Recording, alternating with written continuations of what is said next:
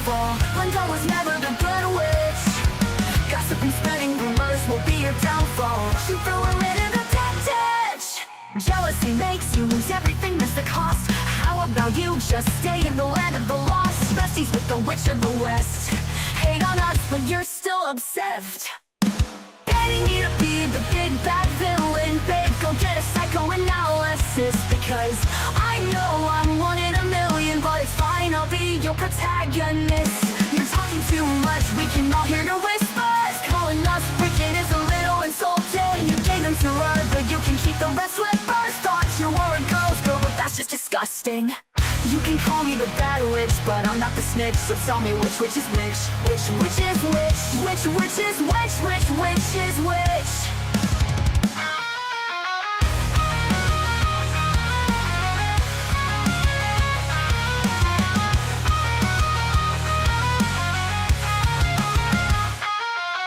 Mirror on the wall, who's the saddest one of all? Glenda was never the good witch. Gossip and spreading rumors will be your downfall. She threw her into the dead ditch. Jealousy makes you lose everything, that's the cost. How about you just stay in the land of the lost? Besties with the witch of the west. Hate on us, but you're still obsessed. Hating me to be the big bad villain, babe, go get a psychoanalysis. Because I know I'm one in a million, but it's fine, I'll be your protagonist.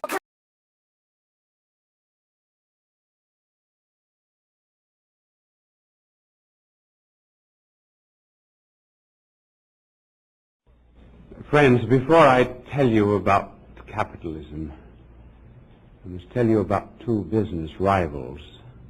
The names were Rafferty and Murphy, and they could not get along at all, even though they were supposed to be friendly competitors. And my angel went to see them.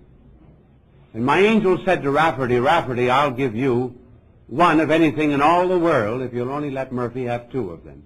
And I'm going to do this to teach you charity in business. Rafferty said, does that mean that if I have a fine yacht, that Murphy has two yachts? Yes. And he says, does that mean that if I have a fine home in Ireland, that Murphy has two homes in Ireland? That's right. Rafferty said, Angel, I'll take a glass eye.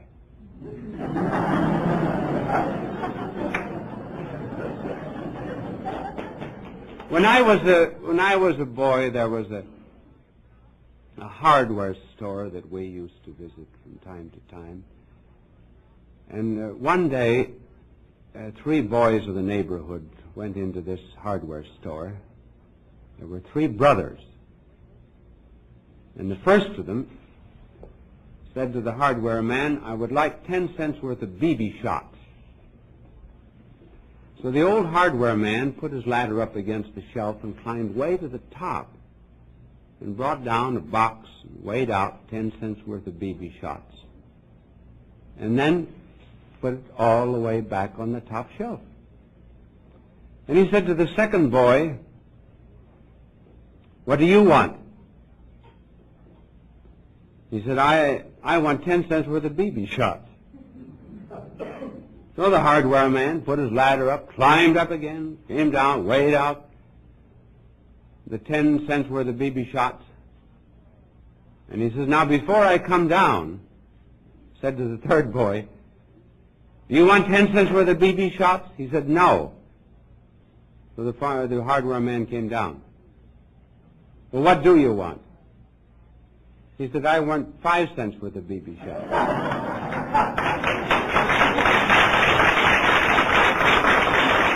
Those are the trials of a little business, and this is big business or capitalism. And the answer we're going to give to the problem is that capitalism does not exist now. But first we begin, because this is always an educational program, with basic principles. Namely, why is there such a thing as private property? Why do we want to own? Why do we want to have things? There are two basic reasons. The first reason we desire to own is because of the poverty of our being. We are a mixture of being and non-being, existence and non-existence. We all come to an end. Therefore, we're not perfect existence. Only God has perfect existence. Now, because we are imperfect beings, we attempt to fill up this impoverishment of our being by having. We're very much like empty buckets. And the having is something that adds, as it were, to our being. That, incidentally, is why we're very apt to fall into the belief that simply because we have something, that therefore we are something.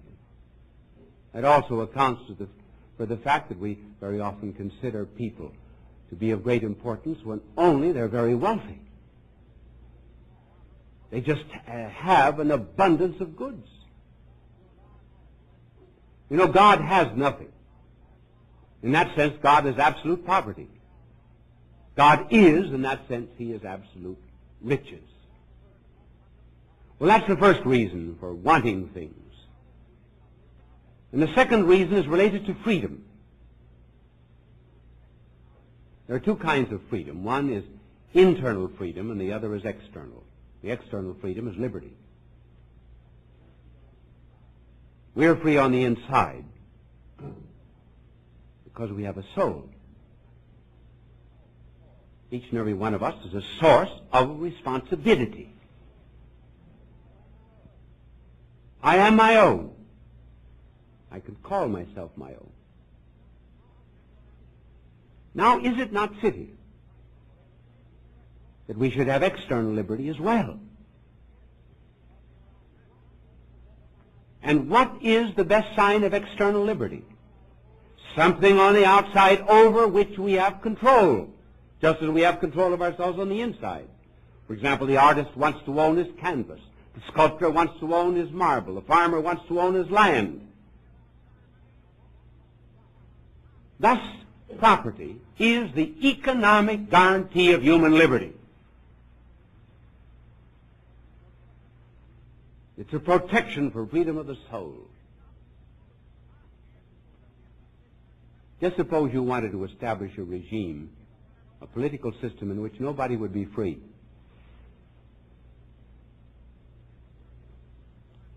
What would you do? What would you have to do? First of all, you'd have to take away any private property,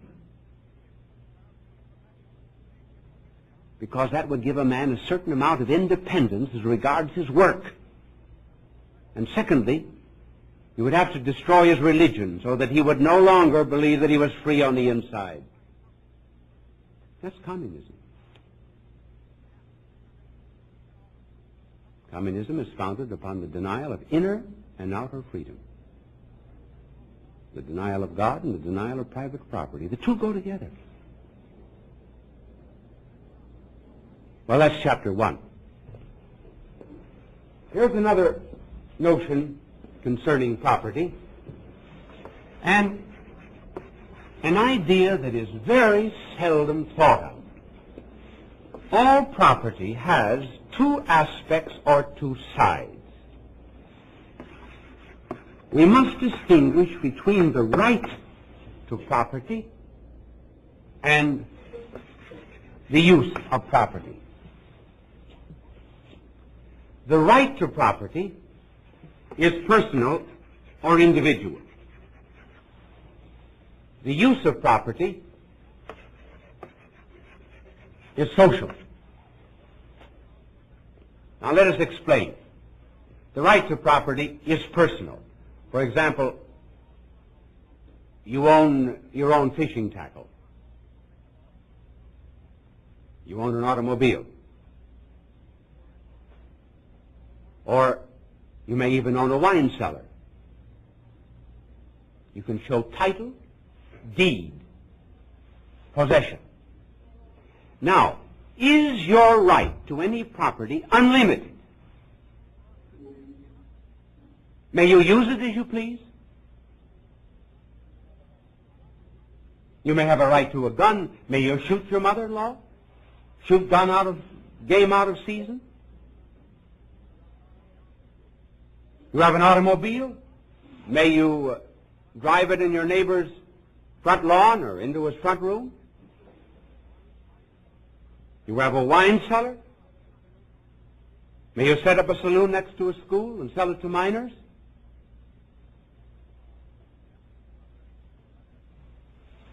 You see, wealth or property is socially conditioned. It is not absolutely unlimited. Where do economic errors come from? And incidentally, in treatises on economics, this is something you hardly ever see.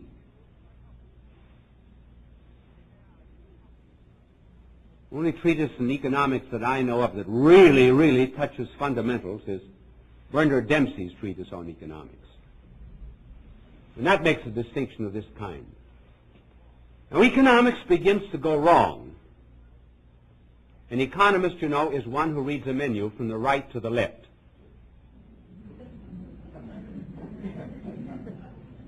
They say he's a man who has a Phi Beta Kappa key on his chain but doesn't have a watch. Well, economists begin to go wrong when they will take one or the other of these to the exclusion of the other. What is capitalism?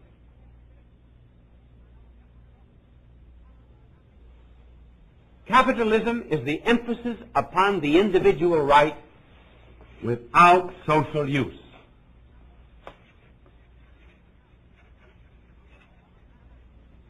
Now, the capitalism of which we're speaking is the capitalism of the 18th and 19th century. Very simply, that capitalism was based upon the proposition that there could be an aggrandizement of wealth. All profits belonged to the owner, and the owner would say, I own this property. I can do with it what I please. I want no Bible. I want no church. I want no state. I want no one telling me what I am to do with what I own. It is absolute and irrevocable. When, therefore, a working man came before the capitalist with a cap in his hand and would say to the capitalist, I want to organize with other men in order that I may get an increase of wages, the capitalist would say, can't you see that if you do this, you're destroying freedom of contract? If you join with other workers, you're no longer personally free. Now, as you stand before me, you're a free man. Well, the fallacy of that kind of capitalism was this poor worker was not free to bargain with a man who had all the wealth, and the worker had nothing. That's why the worker had to balance his absence of wealth by an balance of power, namely by organization. Then the capitalist would also tell the worker in those days, why, I knew someone who started driving spikes in the railroad. Now he's president of the railroad. You just work hard. Someday, maybe.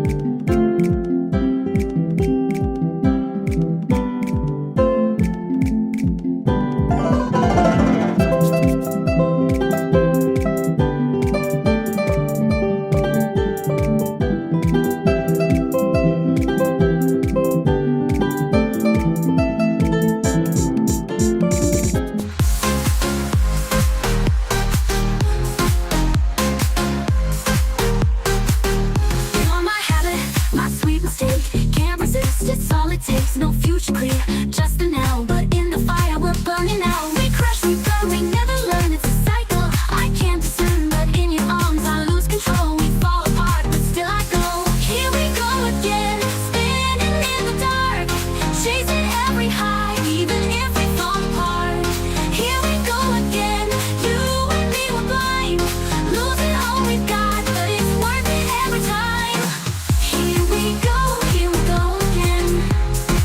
Here we go again. We know it's wrong, but we still pretend. Here we go again. You'll not have it, my sweet mistake. We rise and fall, but still we drop. For just one night, it's all we need. Here we go again, we're free. Here we go again, spinning in the dark, chasing every high, even if we fall apart. Here we go again, you and me were blind, losing all we've got, but it's worth it every time. Here we go again.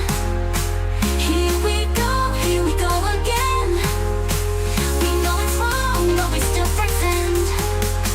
Here we go again. You will be the head of this corporation. Well, it's all very nice indeed for the 1,000th donkey to be given a carrot, but not after 999 die of starvation. Well, that was the old capitalism. Now, was it not natural that there should be a reaction against it?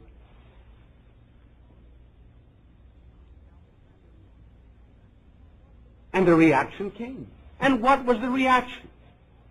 The reaction was, you must emphasize the social use and destroy the personal right.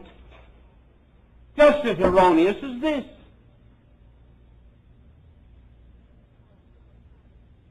And who started this system? Communism. It was the idea of Karl Marx. And Karl Marx attacked the capitalistic system, and he argued this particular way. One, he said, the workers are going to become poorer and poorer under the capitalistic regime. They are eventually going to reach a point where all wealth will be concentrated into the hands of the few. They will become so impoverished that they will eventually revolt. And when they revolt, they will seize the industry, confiscate it, take it over, and operate it themselves.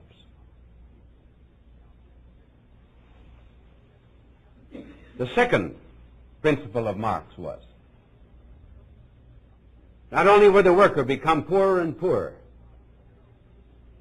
under a capitalistic regime, but when the revolution came, it would come in a capitalistic country where the tension between what he called the exploiter and the exploited, or capital and labor, was most intense. The second point was that the capitalists will increasingly make war. Why? In order that they may have colonies in which to sell their markets. They can produce more and more. And the only way they can find new revenue for themselves will be by constantly making war, taking unto themselves new lands, new territories, which they will flood with their produce.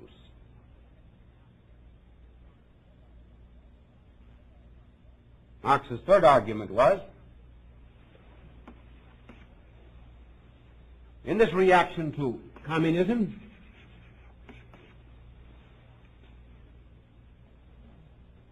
there will be a complete elimination of the state. And the reason is, Marx says that under capitalism,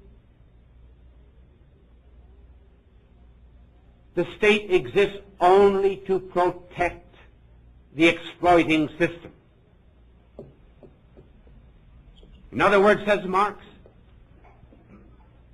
when communism comes, the state will eventually wither away. Said it will be put in a museum, just like the spinning wheel. The state is concerned only with defending private property, and that all of its representatives, said Marx, belong to the exploiting class. When communism comes, there'll be no need, said Marx, of any state. There will not be any stealing, because everybody owns the property.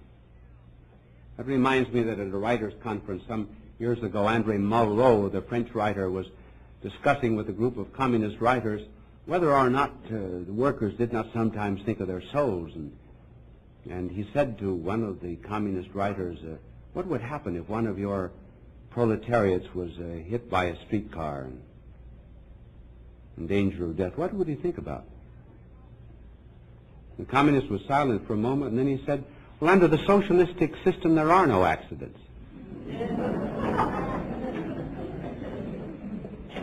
Well, that was the analysis of Marx.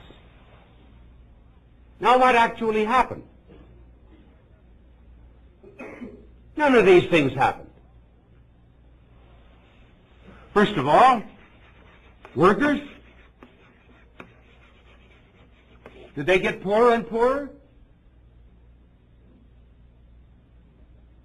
As a matter of fact, in the United States, they got richer and richer.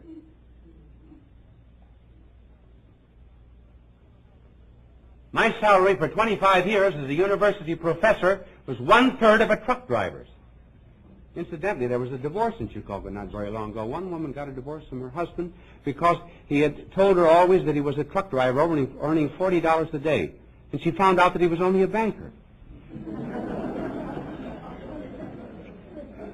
The increase of salary has been 3% a year in wages for 10 years. The average, furthermore, the working man is not interested in taking over industry. The American working man doesn't want the responsibility and the headache of the industry.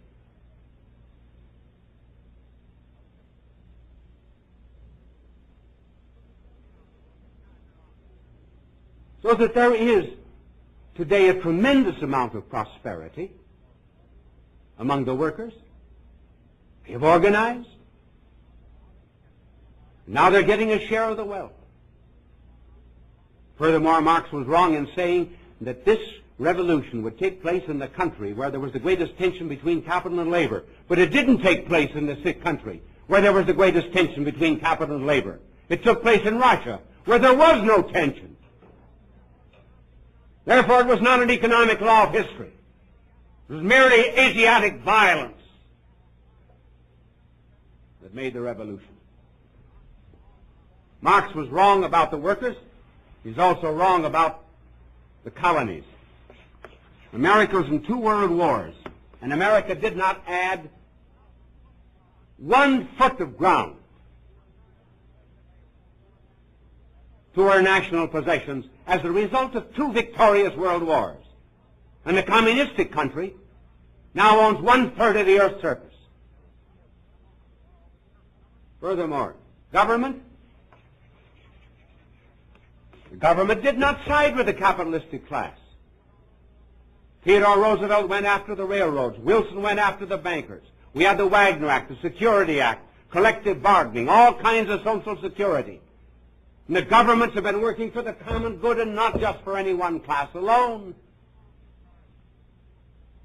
So the communist system has completely failed in its interpretation of facts, and in its judgment certainly of America. What has happened then? If we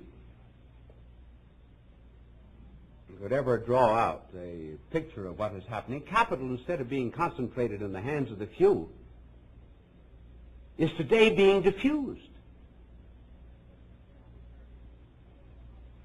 Instead of a few, they used to speak, for example, of 500 families is possessing all the wealth. This is what is happening today to the wealth of the United States. It's being distributed down to people. There are, for example, in the United States, 12,500,000 stockholders. That's where the wealth is going. Capitalism does not exist. If it exists, it's as Burroughs said, not Milton.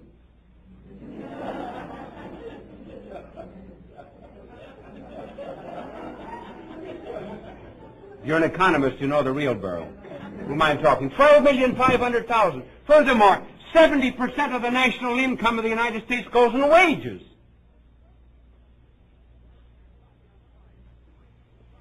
It's right in describing it as people's capitalism. Why, the only place that capitalism exists today is in the minds of the Marxists. We even shouldn't use the expression, unless we use it as Burroughs said it, to describe it as people's capitalism, for that's what it is. Now there's a final point I'd like to bring out. My angel is really, he belongs to labor tonight, sometimes to capital.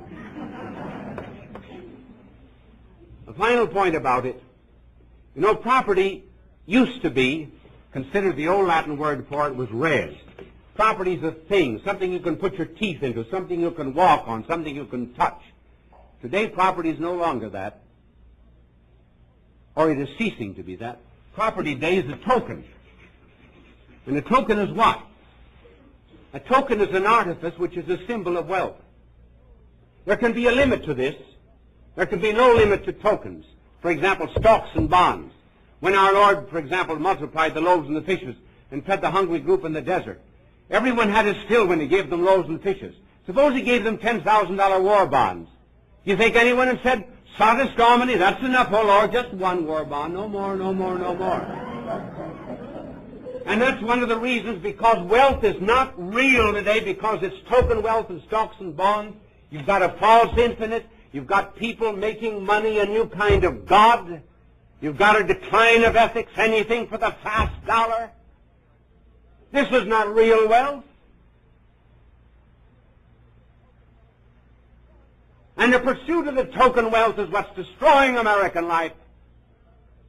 And America, with all of its wealth, needs to learn that it's not in the abundance of the things that a man has that his life consists.